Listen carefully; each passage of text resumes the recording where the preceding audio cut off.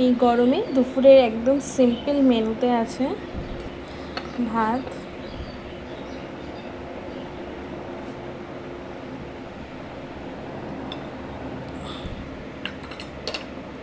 মাছের তেল, কাতলা মাছের তেল ভাজা,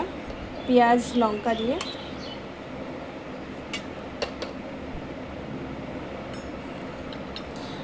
পেঁয়াজ আর শুকনো লঙ্কা দিয়ে আছে, আলু সেদ্ধ মাখা আছে, মুসুরির ডাল,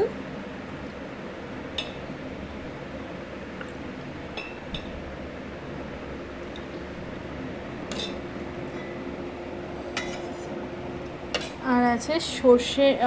সর্ষে দিয়ে কাতলা মাছের পাতলা ঝাল।